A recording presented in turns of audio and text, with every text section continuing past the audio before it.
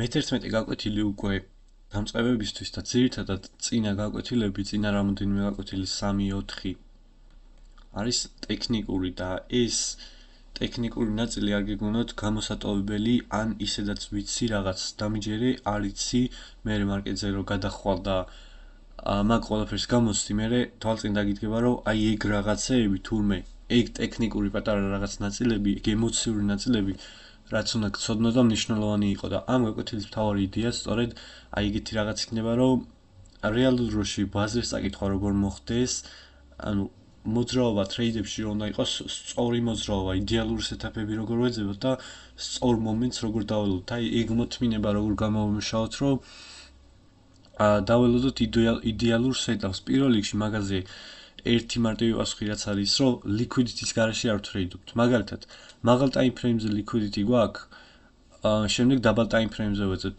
დაბალ time frame-ზეც უნდა მოგვცეს რაიმე სახის liquidity, მაგალითად, კონსოლიდაციის liquidity და demand-ში შესვლა. ეს კი ვიცით რას ნიშნავს და სტრატეგიაში ამაზე დეტალური განხილვა იქნება, ძალიან დეტალური და აი მაგალითად ის რომ liquidity-ის გარეშე ბევრი ტრეიდობს, იმიტომ რომ კონსოლიდაციაში პატარაში ჩამოცდება, demand-ში არ იქნება შესული და ძალიან კარგ დადასტურებას აძლევს ხოლმე და სულ რომ ადიდან წავიდეს ფასი და გაიქცეს, თუ liquidity არ არის, არანაირად არ არის გამართლებული, მაგ დროს ნებისმიერი ტრეიდის გახსნა და ეს ძალიან სწორად მინდა რომ გაიგოთ და მოდი ეხა ეგ განვიხილოთ, რომ სეტაპებს არ გვაძლევს ბაზარი, არამედ ეგ არის ქაოსური ხშირად. ხშირად ეგ არის კონსოლიდაციაში, ხშირად ეგ არის გაურკვევლობაში, იმიტომ რომ ხშირად გვაქვს ხოლმე ისეთი მომენტები, როცა მაღალ time frame-ზე გვაქვს კონსოლიდაცია და ჩვენ დაბალ time frame-ზე რაღაც გარღვევებით ვეძებთ ტრეიდ შესასვლელ ვარიანტებს, რაც არასწორი არის. თუ არ გვაქვს აი ზუსტად ის სეტაპი, რაც მიმოხილულია ჩვენ სპეციალურ სტრატეგიაში, რომელიც სანამ ამას არ გაივლო და სანამ ტრეიდინგის საწყისებს არ გაივლო ჩვენ კატეგორიაში, მანამდე არ უნდა გაიარო, იმიტომ რომ შეცდომებს დავუშვებ ნებისმიერ შემთხვევაში.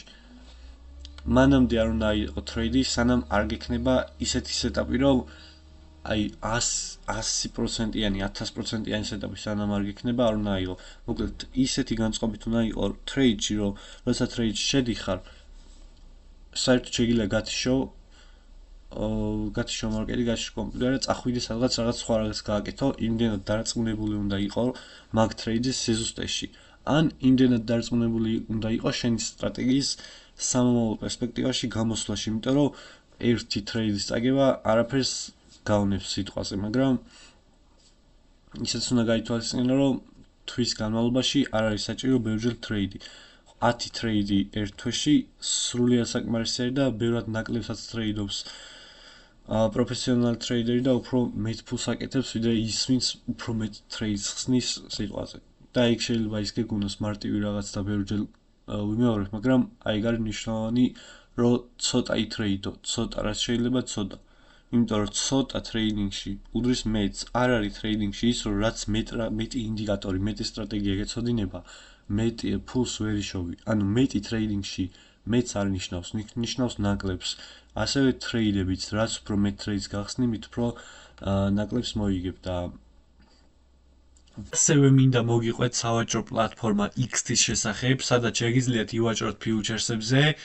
XT არის ყველაზე სანდო პლატფორმა კრიპტობაზარზე და ჩვენი ლინკით რეგისტრაციისას მიიღებთ $30 სავაჭრო კაპიტალს და პლუს $50 ვაჭრობის შემთხვევაში, ესე რომ დარეგისტრირდით xt.com-ზე და ივაჭრეთ ფიუჩერსებზე უსაფრთხოდ.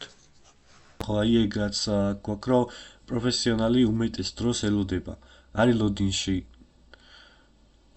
თავისი იდეალური სეტაპის და იცის თავის დროები, რომელ დროებში არის კარგი და მაგ დროებსაც სტრატეგიაში განვიხილავთ, ჩვენი სტრატეგია რომელ დროებში არის ყველაზე იდეალური. ხო, შემდეგი რა? რეალური და იდეალური სეტაპი. ну ხო, ლამაზი სეტაპები ხანდახან არის ხოლმე, მაგრამ ხანდახან არ არის ლამაზი, მაგრამ ეგ არის ლოგიკური ტრეიდი, შეიძლება კარგად არ ჩანდეს, მაგალითად აი ერთმა სანთელმა შეიძლება ჰაი აიღოს, ეგრეც ხდება ხოლმე და ეგ ლოგიკური იყოს და არ იყოს არა ლამაზიც შეიძლება იყოს ეგ. ანუ იმის თქმა მინდა რომ სრულყოფილი სეტაპი არ არსებობს არის საკმარისად კარგი სეტაპი ის რომ შენ სტრატეგიაში ყველაფერი ემთხვევა თორე 100%-იანი სტრატეგია ისედაც ვიცით რომ არ არსებობს და მთავარი ის არის რომ არ უნდა გვეჩქარებოდეს ტრეიდში შესვლა არ უნდა გვეჩქარებოდეს ფულის გაკეთება ტრეიდინგში იმიტომ რომ ეგ ნაკლებს ნიშნავს და მე მგონი უკვე ტექნიკურ და ემოციურ ნაწილებსაც მოვჭით და უშუალოდ პრაქტიკულზე გადავალთ ძალიან მალე წინა ნოლიდან supply, demand, liquidity და მსგავსი ტექნიკური რაღაცები გავიარეთ და კიდევ საინტერესო რაღაცები დარჩა მოგვდით.